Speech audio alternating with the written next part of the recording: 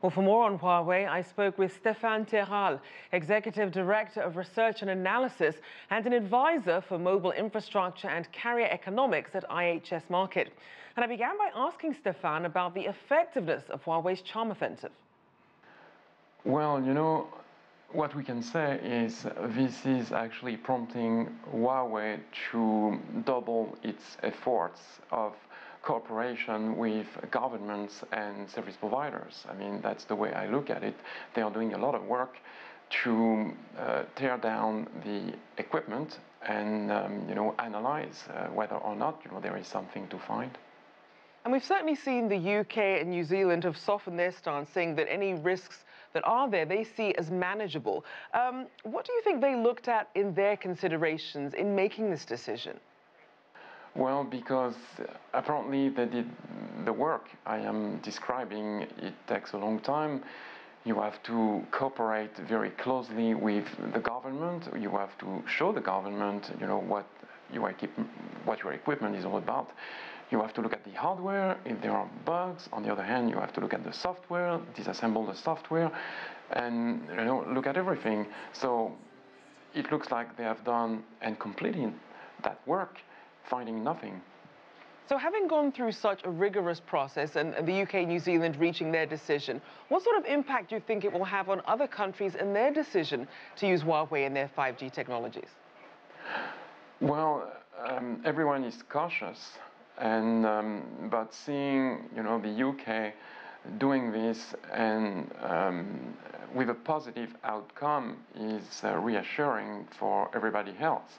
However, it looks like everybody else, is willing to also go down that path, to make sure that the equipment is safe and secure. Now, Huawei is continuing to roll out its new products. Obviously, its foldable 5G phone that debuted at the Mobile World Congress. But to what degree is the controversy perhaps either overshadowing what Huawei is trying to do or perhaps taking away from it? Well, obviously, yes, the Mobile World Congress was, hit by a massive distraction, to call it that way. However, this did not prevent Huawei from showing all the products they had, planned to show. And we have seen a lot of traffic, service provider traffic, at the Huawei booth to basically come discover, the new products, new 5G equipment that Huawei, wanted to launch. So the launch was successful. I mean, everything that was presented at Mobile World Congress was not interrupted. Now, when you have a company like Huawei that's at the forefront of 5G, you have competitors, even competitors like Ericsson, saying that by banning Huawei, you're essentially slowing the development of 5G and the pace that it could go at. What are your thoughts? Absolutely. This is something I've been saying since the beginning, that Huawei is a major force in the entire 5G ecosystem. Everybody, is intertwined, whether it's Ericsson, Nokia, ZTE, Samsung, everybody is involved in defining the standards, for 5G. Everybody is working on every single features that we are trying to achieve with 5G. So if you remove Huawei as the major force in this ecosystem, then you create a big imbalance, and in fact, you break the ecosystem, not only in Europe, it's worldwide. It affects everyone, We are all linked together in this ecosystem. So then with the US banning Huawei's 5G technologies, what sort of impact does that have then on tech companies in the US to stay competitive? So basically, there are a few areas where you'll see, an impact.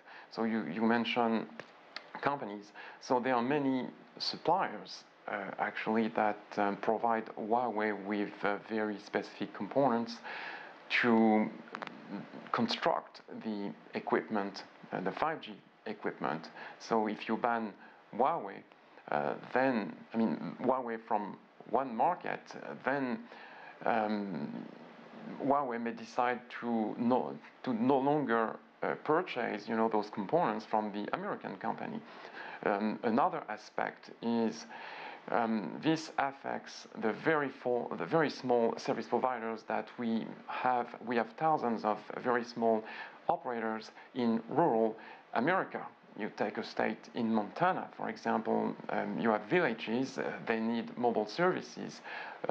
They installed Huawei because, that was pretty much the only vendor who was willing to address the needs of those villages. And I mean, think about the big picture of all the states, in this situation. So you remove this option.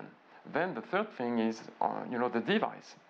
In America, we'll have less choices when it comes to the devices. I mean, we'll only have Samsung and Apple, to choose from.